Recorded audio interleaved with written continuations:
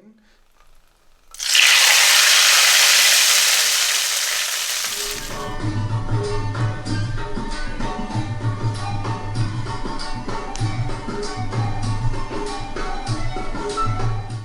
Hello everyone, and I hope that you're well.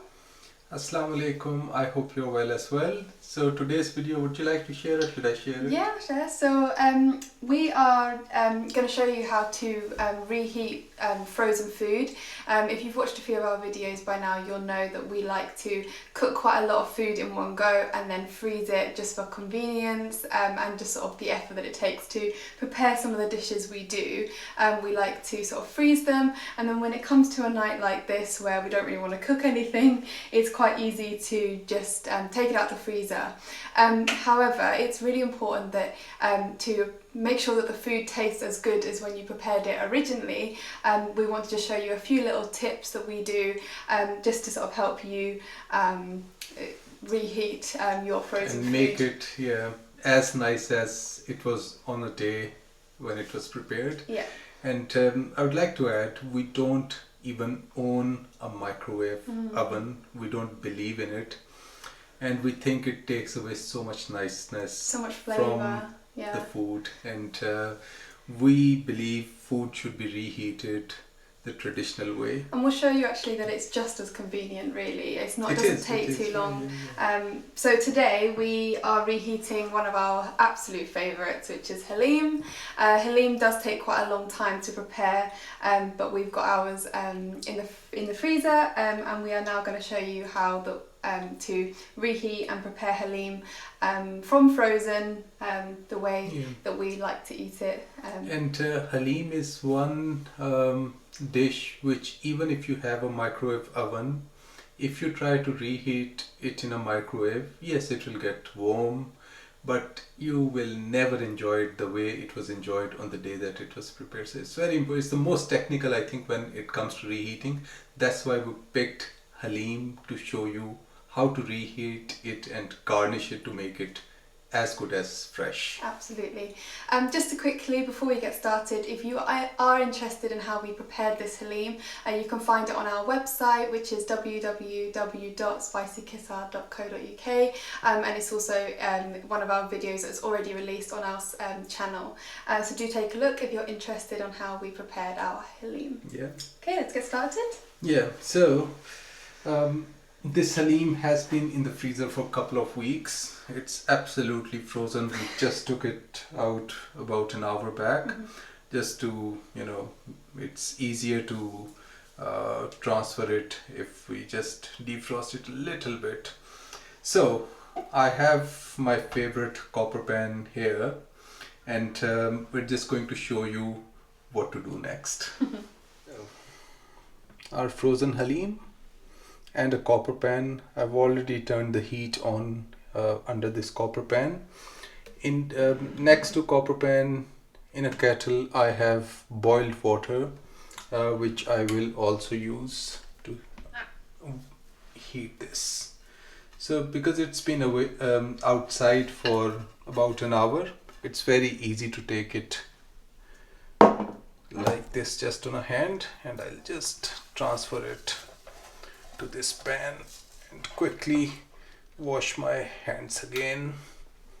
So the heat is already switched on, and what I'll do is add boiling water to it.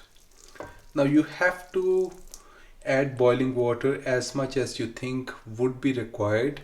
What boiling water would do is it would steam it all like the cooking process on a day when it was freshly prepared, and we'll bring it to good boil, and the consistency I'll control with water, and I'll add as much water as it would make it as runny as it was on a day when we prepared it fresh. So a couple of minutes later, the heat setting was on medium high, and if you can see, the water has already started to bubble away, and it's almost coming to a boil now. So at this stage, what I'll do is, it's still frozen, it's not soft yet, so the heat setting, I'll turn it down to low setting, and you can use low, medium depending on what sort of pan you're using. For copper pan, low medium is the way to go once it becomes hot. I have a lid next to this pan as well, so this is similar to a cooking process.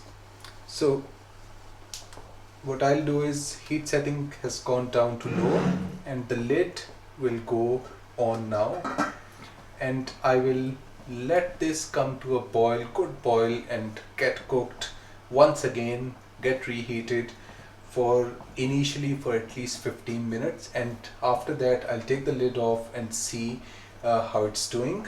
In the meantime, Faye has all these ingredients here for a fresh garnish which will go on top of this halim. Faye is preparing all the ingredients for garnish to go on top, and it's late in the evening. We got so hooked to one Pakistani drama that we started to watch, and that we just did not realize how late it is actually. This was a drama a few days back. A friend of mine suggested that it's very nice and we should watch it. So most of dramas which are from Pakistan, I think both of us have they're really good. Really enjoyed. Yeah, absolutely. They are what I would call a drama. Like, there's so much going on.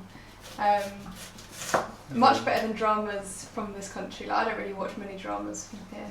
I think the reason we enjoy these dramas is probably because they're very real life based. Yeah. And it's nothing which is not real in those dramas. So for that reason, I think we're quite enjoying the fact that it's lifelike situations, and it's do you know what brilliant. it is? It's like it's almost like they're quite a lot. There's quite a lot of episodes in a lot of them, but it's because they take so much time to kind of build the story, and then it suddenly really comes together. Whereas, like, I feel like here in dramas, you might have like maybe like 6 episodes or 10 episodes, and then it's kind of done. So they've packed in like a huge story in quite a less amount of episodes. Whereas these ones, even though there's so many more, you kind of feel like it's more relaxed, but it's slightly different way of doing it. We are on the 19th episode of this drama,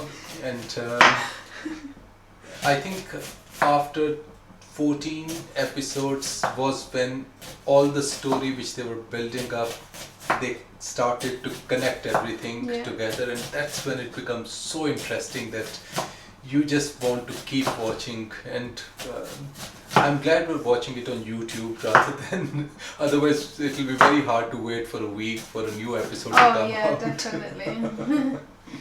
If you want to actually stretch yourself, if you want to learn something, I feel like watching a drama or any kind of program in that language really helps someone like me. It's not only language. You definitely pick up on language. There's subtitles as well in case if you are interested to know exactly what's going on. Yeah.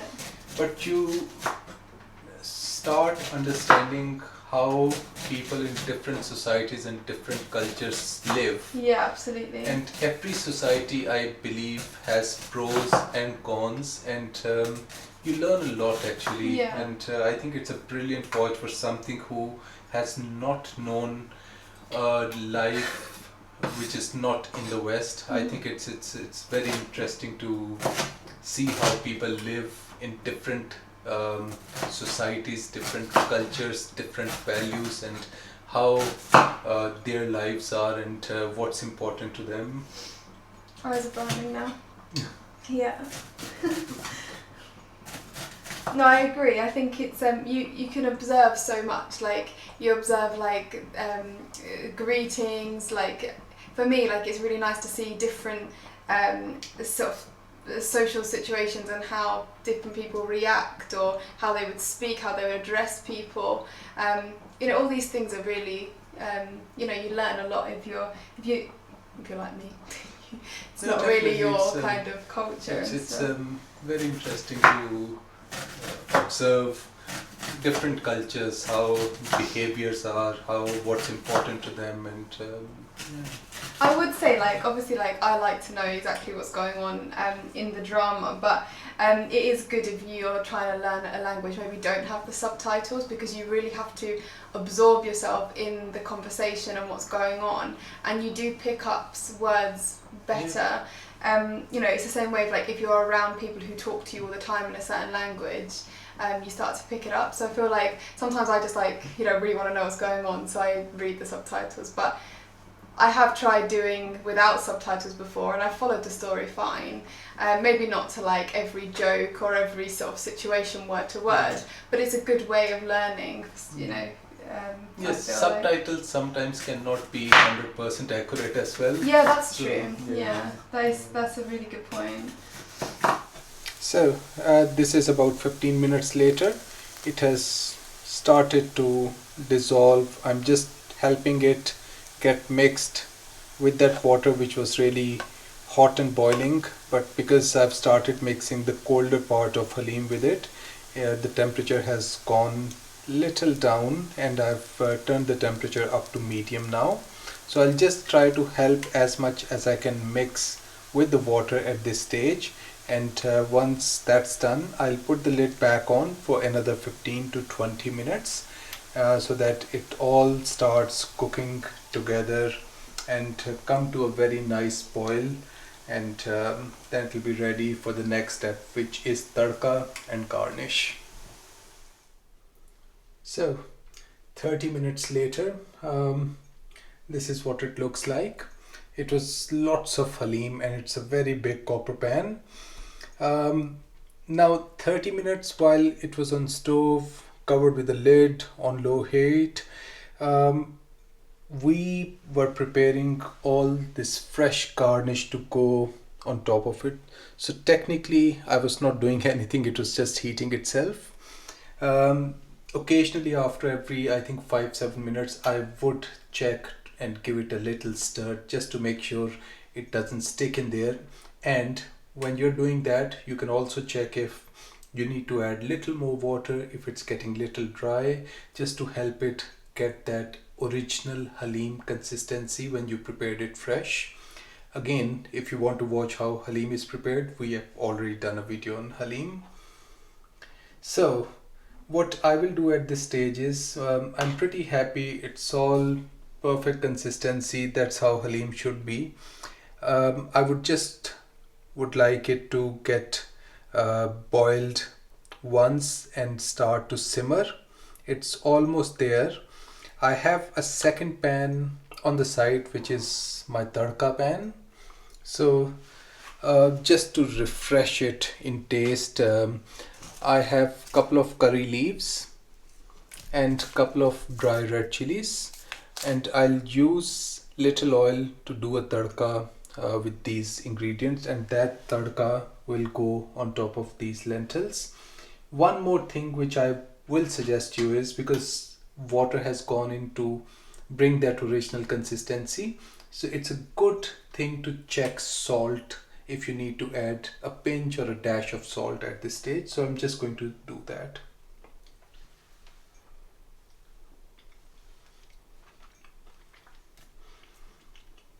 Maybe just a pinch of salt I'll add. It's very good.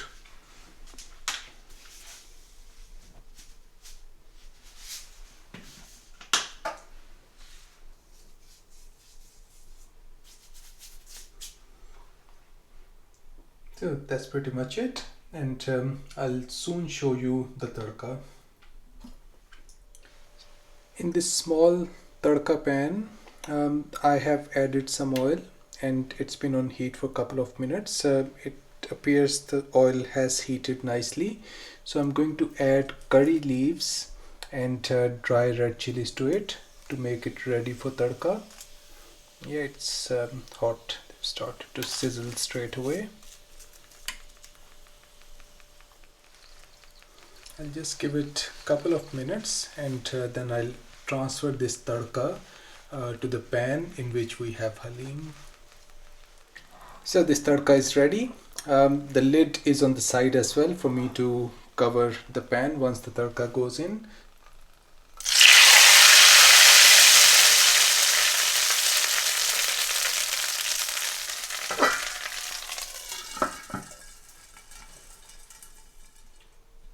I do is after tadka, I put the lid on for a couple of minutes and just let that oil get absorbed and the spices to get refreshed.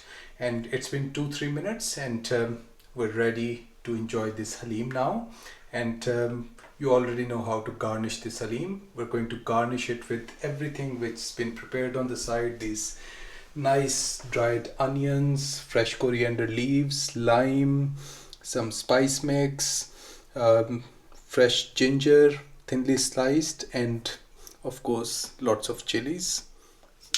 Okay, so I hope that's been a helpful video in terms of maybe if you've got things that are frozen, it's a nice way to know how to reheat them, and particularly the food that we have. So that really nice touch of using the talca. Saying that right? Yeah. Just to kind of refresh those spices, as Amir said, and just sort of like give that flavour back to the food. So we do this technique on many occasions, and I am now very, very hungry because it smells delicious. So time to eat, I think. Yeah. We will say goodbye for now. Do check out our social media, which I already said at the beginning, but just again, our website is www.spicykissa.co.uk, and we also have Facebook and Instagram, so check us out there. And of course, if you want to know how we created halim, we also have our video out as well. And I guess we'll say goodbye for now, and we'll see you again very soon.